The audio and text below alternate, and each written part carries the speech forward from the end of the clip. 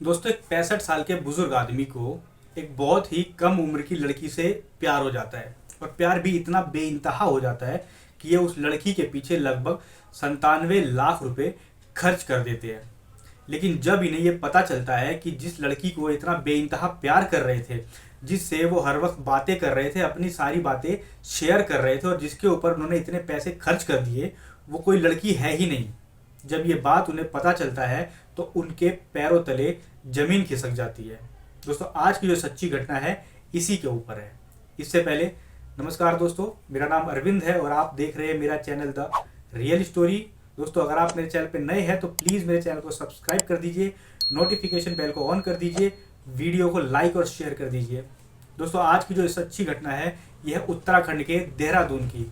यहाँ पे एक व्यक्ति रहते हैं जिनका नाम है अजय। ये पेशे से एक बैंक अधिकारी थे।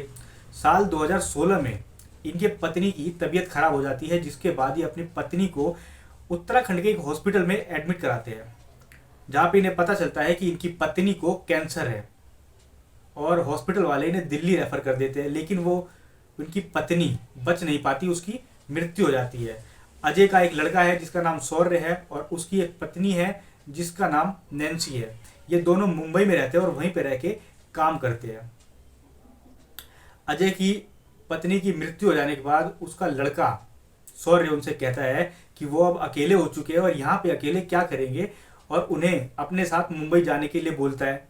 लेकिन अजय उसे मुंबई जाने के लिए मना कर देते हैं। वो कहते हैं कि उनका बचपन यहीं बीता हुआ है, वो शुरू से यहीं रहे हैं, यहाँ पे उनकी पत्नी की यादें बसती है, वो इस घर को छोड़ के कहीं नहीं जाएंगे, और जाने से इनकार कर देते हैं। बेटा उन्हें काफ़ी समझाता है लेकिन वो समझने को तैयार नहीं होते हैं। जिसके बाद शौर्य मुंबई चला जाता है अपनी पत्नी को लेकर, और यहाँ पे अजय जो होते हैं अपने घर में अकेले हो जाते हैं। पत्नी के जाने के बाद ये काफ़ी अकेलापन महसूस कर रहे होते हैं और जैसे तैसे दिन बिता रहे होते हैं।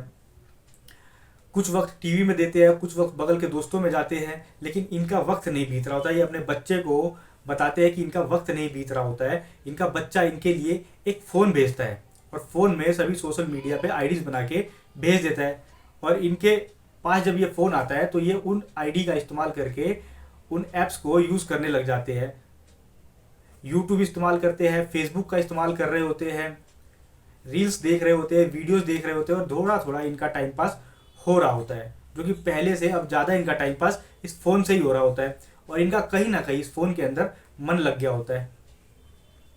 एक दिन जब ये फ़ोन देख रहे होते हैं तब इनके पास एक फ्रेंड रिक्वेस्ट आती है, जो कि चांदनी नाम की लड़की की होती है। ये उस रिक्वेस्ट को एक्सेप्ट कर लेते हैं, और जैसे ही उस फ्रेंड रिक्वेस्ट को एक्सेप्ट करते हैं, वो चांदनी नाम की लड़की इनके पास मैसेज करती है और इनसे हालचाल पूछती है। ये बताते हैं कि ये ठीक है। वो लड़की इनसे पूछती है कि वो कहाँ रहते हैं, क्या करते हैं, जिसके बाद ये आदमी बताते हैं कि वो उत्तराखंड में रहते हैं। इसके बाद ये अजय उस लड़की से पूछते हैं कि वो कौन है और वो क्या करती है। वो लड़की बताती है कि मेरा नाम चांदनी है और मैं लंदन में रहती हूँ। पहले हम भी इंडिया में ही रहते थे, लेकिन उसके माता पिता लंदन में शिफ्ट हो गए। लेकिन हाल ही में उसके माता पिता की मौत हो गई है और अब वो अपने चाचा के साथ रहती है। ऐसे इनकी बातें धीरे धीरे होने लग जाती है और धीरे धीरे दोनों एक दूसरे के क्लोज आने लग जाते हैं। दोनों अपने पर्सनल नंबर शेयर कर लेते हैं और दोनों बातें करने लग जाते हैं। बातें सुबह से शाम तक होने लग जाती है और अजय को अब ज़्यादा अच्छा लगने लग जाता है, उन्हें अपनापन लगने लग जाता है उनकी पत्नी के जाने के बाद से। उन्हें अब लगता है कि ये लड़की जो है उनके जीवन के लिए सही है, और वो उससे अपने दिल की सारी बातें शेयर करने लग जाते हैं और लड़की भी अपनी सारी बातें इनके साथ शेयर करने लग जाती है। लेकिन एक दिन ये लड़की एकदम से ही इनसे बात करना बंद कर देती है। इधर अजय जो है इन्हें फ़ोन करते हैं, मैसेज करते हैं, लेकिन किसी भी तरीके से इस लड़की के साथ, चांदनी के साथ कांटेक्ट नहीं हो पाता है। अब अजय काफ़ी हैरान हो जाते हैं, परेशान हो जाते हैं और इन्हें घबराहट होने लग जाती है। लेकिन लगभग 15 दिन बीत जाते हैं, इस लड़की से कोई भी कनेक्शन, संपर्क नहीं हो पाता है। एकदम से 15 दिन बाद ही चांदनी का इनके फ़ोन पे फ़ोन आ जाता है और इनके जान में जान आ जाती है। ये चांदनी से तुरंत पूछते हैं कि वो कई दिन से उसे फ़ोन ट्राई कर रहे हैं, वो परेशान हो गए थे, चांदनी ठीक तो है। चांदनी जिसके बाद कहती है कि वो बिल्कुल ठीक है, लेकिन उसके चाचा जो जिनके साथ वो रहती थी उनकी तबीयत खराब थी और उनकी मौत हो गई है। ये बात जब अजय को पता चलती है तो वो दुखी होते हैं और उससे कहते हैं कि वो काफ़ी दुखी है इस खबर को सुन के, लेकिन अब वो क्या करेगी। चांदनी उनसे कहती है कि उसके कुछ डॉक्यूमेंट जो है वो इंडिया में है और वो कुछ दिन में ही इंडिया आने वाली है और इसी बहाने वो उनसे भी मिल लेगी। जब ये बात अजय सुनते हैं तो वो खुश हो जाते हैं। वो कहते हैं कि अब तक जिस लड़की से वो फ़ोन पे बात कर रहे थे, जिसे फेसबुक पे देख रहे थे, अब उससे मिलना भी हो जाएगा। और वो उससे कहते हैं कि वो जब भी आने वाली होगी उन्हें बता देगी। वो लड़की उन्हें बताती है कि वो इंदिरा गांधी इंटरनेशनल एयरपोर्ट पे इतने बजे उन्हें सुबह सुबह मिलेगी। जिसके बाद वो उत्तराखंड से सुबह सुबह ही इंदिरा गांधी इंटरनेशनल एयरपोर्ट पहुंच जाते हैं और उस लड़की का इंतजार करने लग जाते हैं। उस लड़की की फ्लाइट आती है, सारे पैसेंजर निकल जाते हैं, लेकिन वो चांदनी नाम की लड़की बाहर नहीं आती है। काफ़ी देर तक उस लड़की का इंतजार करते हैं, फ़ोन ट्राई करते हैं, लेकिन फ़ोन नहीं लग रहा होता। जिसके बाद वो दिल्ली में ही एक बसंत विहार में होटल लेके वहाँ रुक जाते हैं। धीरे धीरे शाम हो जाती है और शाम होते ही चांदनी का इनके फ़ोन पे फ़ोन आने लग जाता है। ये फ़ोन को उठाते हैं और घबराहट में पूछते हैं कि चांदनी, मैंने तुम्हारा काफ़ी देर तक इंतज़ार किया, आखिर में तुम हो कहाँ, सब ठीक तो है। चांदनी रो रही होती है और इनसे कहती है कि वो बहुत बुरी तरह फंस चुकी है। ये पूछते हैं कि आखिर में हुआ क्या है। चांदनी इनसे बताती है कि वो एयरपोर्ट पे ही उन्हें रोक लिया गया है। दरअसल वो अपने साथ गोल्ड ज्वेलरी ज़्यादा ले आई थी, जिसके बाद कस्टम विभाग वालों ने उसे पकड़ लिया है, उसे रोक लिया, उसके गोल्ड को नहीं दे रहे हैं। इधर जब अजय को ये बात पता चलती है तो वो उससे कहते हैं कि आखिर में वो गोल्ड इतना लेके ही क्यों आई। लड़की कहती है कि मेरे घर पे कोई नहीं था और मुझे इस बारे में इतना कोई पता नहीं था, इसीलिए मैं गोल्ड अपने साथ ले आई, इस डर से कि शायद वो चोरी ना हो जाए। इधर अजय उससे कहते हैं कि रोने वाली कोई बात नहीं है, अगर तुम्हारे साथ कोई व्यक्ति हो तो उससे मेरी बात कराओ। वो महिला एक अधिकारी से उसकी बात करा देती है। वो व्यक्ति कहता है कि उस लड़की को छोड़ दो, वो लड़की ठीक है। लेकिन वो अधिकारी अजय से कहता है कि इस महिला के पास जो गहने हैं वो हम नहीं छोड़ सकते हैं, उसके लिए आपको 5 लाख रुपए पे करने होंगे, तब जाके हम इस महिला और इस गोल्ड को छोड़ेंगे। अब इधर अजय उस महिला से कहते हैं, यानी चांदनी से कहते हैं कि घबराने वाली कोई बात नहीं, वो अभी तुरंत ही 5 लाख रुपए ट्रांसफर कर देते हैं और जिसके बाद वो 5 लाख रुपए भेज भी देते हैं। अब इधर वो चांदनी का इंतजार कर रहे होते हैं कि चांदनी अब उससे थोड़ी देर में ही मिलने वाली है। लेकिन इससे पहले चांदनी आती है, उनके पास एक फ़ोन और आ जाता है जो कि ईडी का होता है, एनफोर्समेंट डिपार्टमेंट का होता है। और वो कहते हैं कि हमने इस महिला के खिलाफ एफआईआर लिख ली है और अब इस महिला को हम जेल में डालने वाले हैं। वो घबरा जाते हैं और उससे कहते हैं, अजय जो है वो घबरा जाते हैं और उस ऑफिसर से कहते हैं कि उन्होंने 5 लाख रुपए दे तो दिए है, फिर उन्हें जेल में क्यों डाल रहे हैं। अधिकारी उनसे कहते हैं कि एक तो इस महिला के पास इतना गोल्ड है जिसकी डिटेल इस महिला के पास नहीं है, ऊपर से इसने तुरंत ही 5 लाख रुपए जुगाड़ कर दिए। जब हमने इससे पूछा कि वो आपको किस तरीके से जानती है, तो जो इसने डिटेल बताई है उस पर हमें भरोसा नहीं है, इसीलिए हम इसे इंक्वायरी करने के लिए जेल में डालने वाले हैं। अजय उनके आगे विनती करते हैं। वो अधिकारी इनसे कहते हैं कि लगभग 20 लाख रुपए उन्हें ट्रांसफर करने होंगे भारत सरकार के अकाउंट में, तब जाके वो इस लड़की को छोड़ेंगे। और अजय इसलिए भी तैयार हो जाते हैं। वो कहते हैं कि ठीक है, वो उनके अकाउंट में 20 लाख रुपए ट्रांसफर कर देंगे। जिसके बाद वो 20 लाख रुपए उस अकाउंट में ट्रांसफर कर देते हैं और इसके बाद धीरे धीरे ही कुछ ना कुछ बहाना कर करके वो अजय से पैसे हड़पने लग जाते हैं।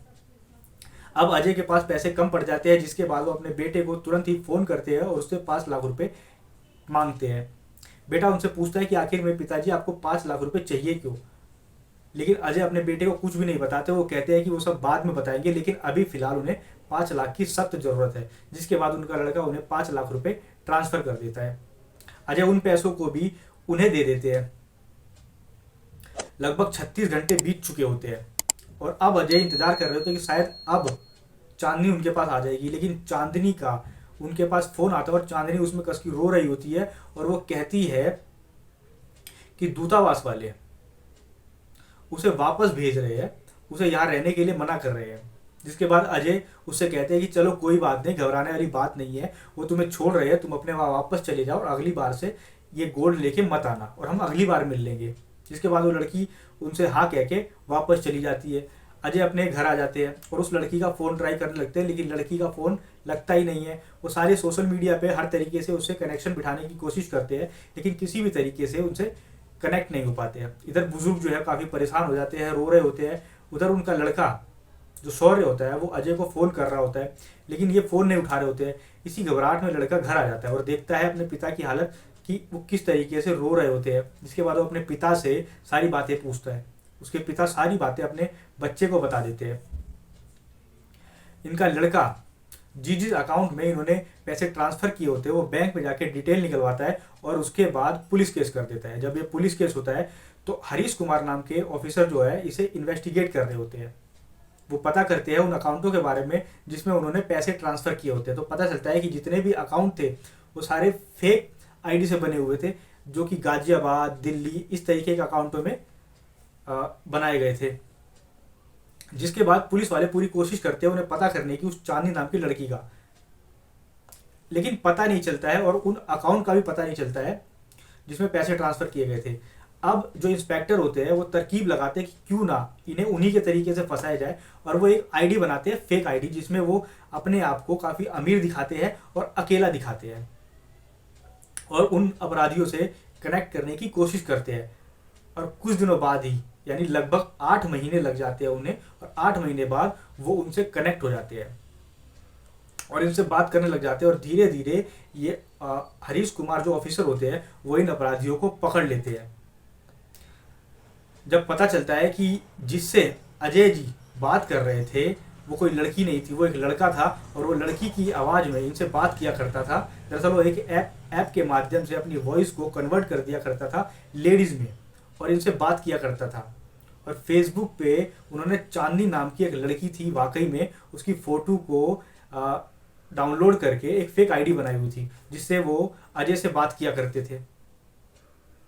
जब पुलिस और छानबीन करती है तो पता चलता है कि ये लोग 3 लोगों का ग्रुप है और इन्होंने कई लोगों से करोड़ों रुपए ऐसे ही करके लूट लिए होते हैं।